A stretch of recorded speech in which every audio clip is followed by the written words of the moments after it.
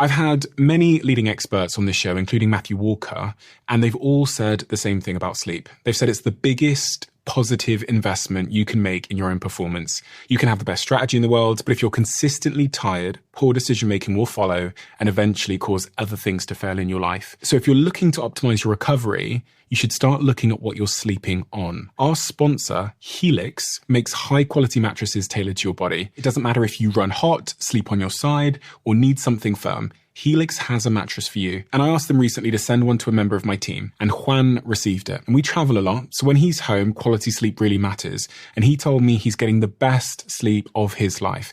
And the data backs it up, with 82% of people in a Helix study saying they saw an increase in their deep sleep. And with a 120-night trial, you've got 4 months to prove it to yourself. You can get 27% off at helixsleep.com/diary. That's helixsleep.com/diary.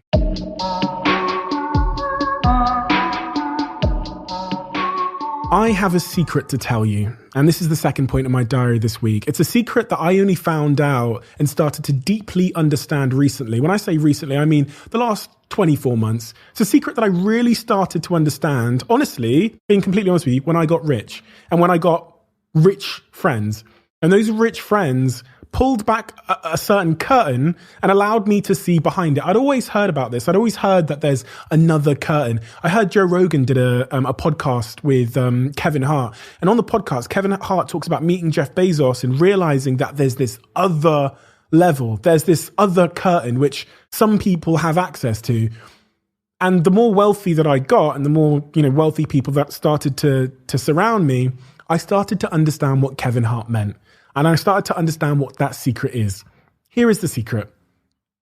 Access to information and information itself. That is the real privilege in this world. That's the thing.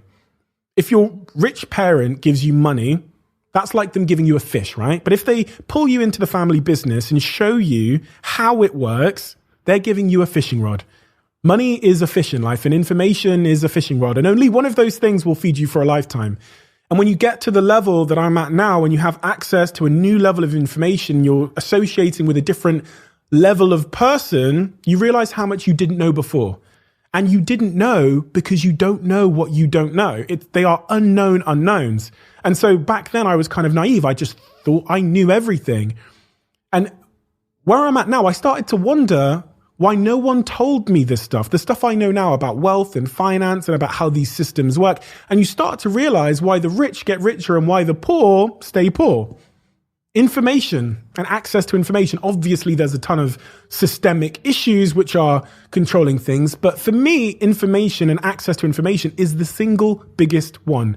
When I made my first million, I started studying wealth, right? And I started studying investing and finance. And I started to get really obsessed with how I could turn the money I had into a lot more money. I started speaking to more millionaires and billionaires. I started spending more time with billionaires, and I got to see what I refer to my close friends as money games. The games that they play and how they double, triple, and quadruple their money just by having certain information.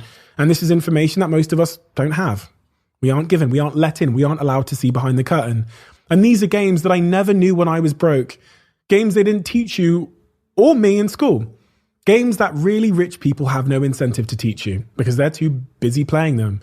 The people that sell money and those finance courses on Instagram, they aren't rich, right? They're selling you courses on Instagram. If they knew a better way to make money, they wouldn't be spending their time selling you courses on Instagram. But there's another level. There's another level of information, which is what I think Kevin Hart was referring to when he spoke about being able to peer in behind the curtain. And, I'm going to really disappoint you here after what was probably one of the biggest build-ups that I've ever done on this podcast, because I don't have enough time in the hour or so that we have on this podcast to teach you everything that I've come to learn. And to be honest, even if I did, I don't think that's the most valuable thing that I could give you in this hour that we have together today. Just like money is a fish, right? Me telling you today's information is also a bit of a fish because things change quite quickly in the world. And even if I could tell you everything I knew now about money games, it would at some point expire. It would very quickly change. I think the most valuable, important fishing rod that I could give you in this hour is, in fact, a change of mindset. I think if I can get you to realize that your monetary future value and how rich you'll be in your life is perhaps somewhat equal to the value of the information you have in your brain, then maybe, just maybe, you'll start to value information and learning and the pursuit of knowledge even more. And in the world we live in, we all have access to the same information pretty much. But most of us still don't understand the true value of it. One of the greatest privileges I think I could ever give to my future kids is to teach them the value of learning, gaining experience, acquiring information, and self-education, which is something we can all do now because we all have Google, right? We all have the internet. We all have social media. We all have YouTube. You know, you're doing it right now. Some of you that are watching this online. I think we tend to overvalue short-term financial incentives and undervalue learning opportunities, which will give us that long-term value advantage. And all of the young people and even some of the slightly old people that I get a chance to mentor, this is one of the key lessons I try and teach them, is to be able to spot short-term value from long-term value. You know, and I'm going to go off piste just a little bit here, and I'm going to tell you a bit of a personal story that happened to me actually quite recently. And this is this podcast is the home of the truth. So make sure you do keep this to yourself. I had a young person in their early 20s asked to come and work with me. And when I say work with me, I don't mean, in the same building as me. I mean with me. And because of the lockdowns and the way the world is, all of my sort of real close team are literally working with me in my home or in a small co-working space. And this was, in my opinion, a fairly unique opportunity, right? Because we're going to be sat together pretty much every day. And they were so persistent that eventually I ended up offering them a job. And I offered them a job on the same salary, the same wage that they're earning right now in their current role. And I offered them a guaranteed pay rise in 60 days' time. And they effectively turned the offer down because they wanted a little bit more money now. And whatever I say from this point onwards is going to sound petty and biased and bitter. I have no other way of saying it. I'm just going to be honest with you.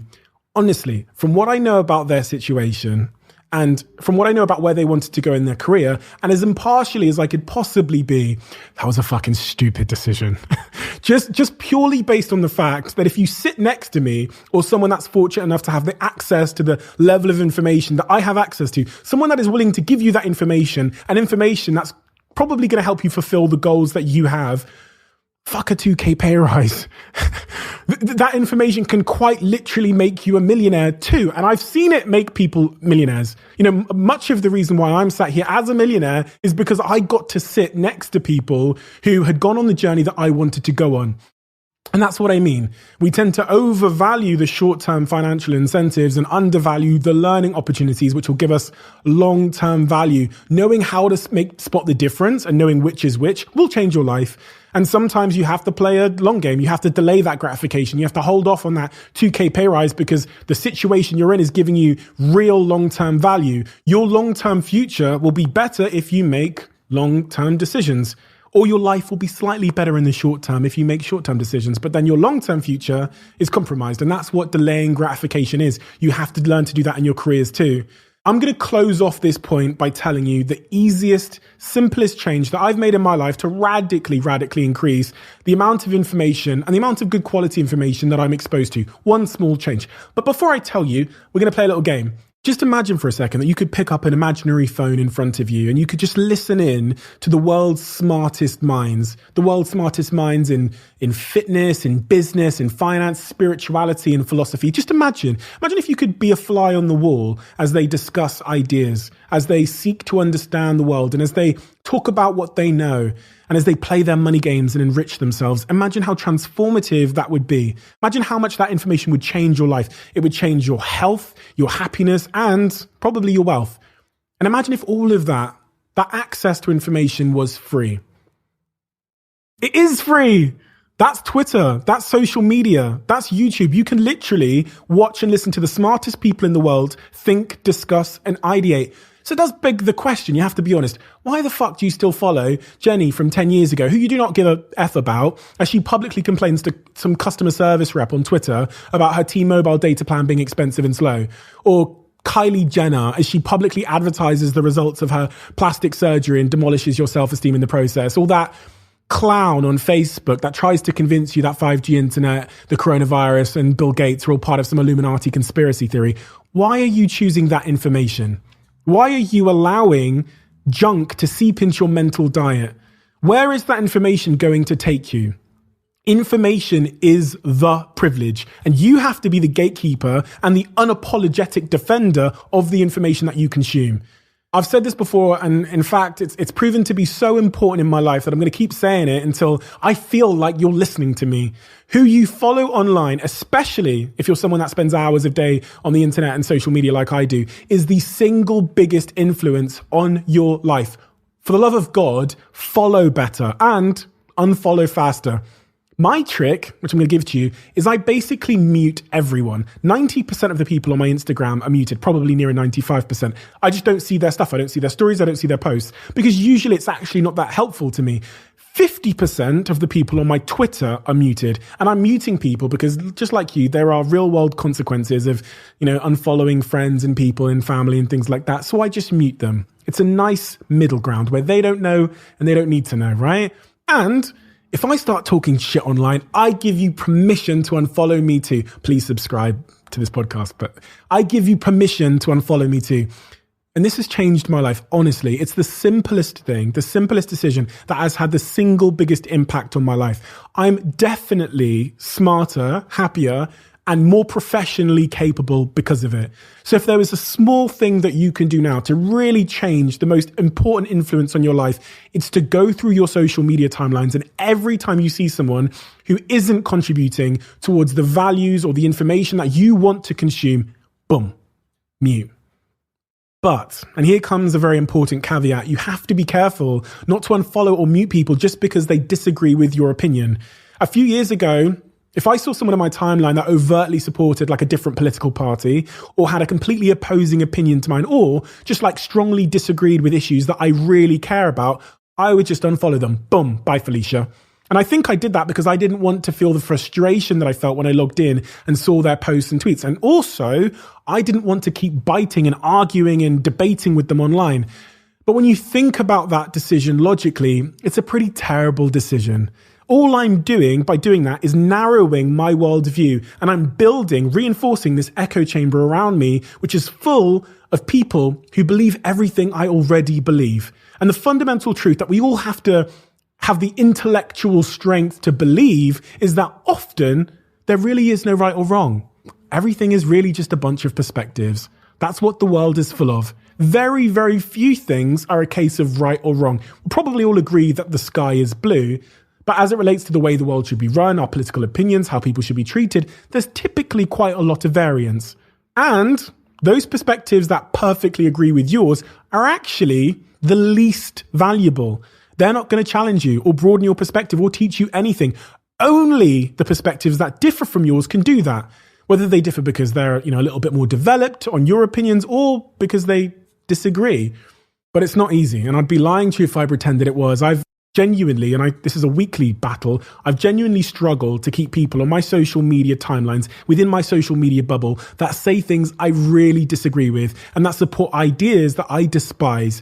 But I also think, if I'm being completely honest with myself, I'm better off because of it. Listen, I'm not going to let Ryan on Facebook tell me that 5G internet caused coronavirus, but I am going to fill my social bubble and my circle online with people who honestly disagree, people who can respectfully explain why they disagree, and people who view the world differently to me. I hope this is the last time that I make this point on this podcast, but it just keeps coming to the front of my mind. So if you've not cleansed your social media following, please do it now. I really, really hope this is the last time. I feel like if I can convince you to do this now, today, this week, it will be, for some of you, the greatest thing I was ever able to do for you, the greatest gift I can give you for listening to this podcast. Also, turn all your notifications off, all of them. But we'll save that topic for another time.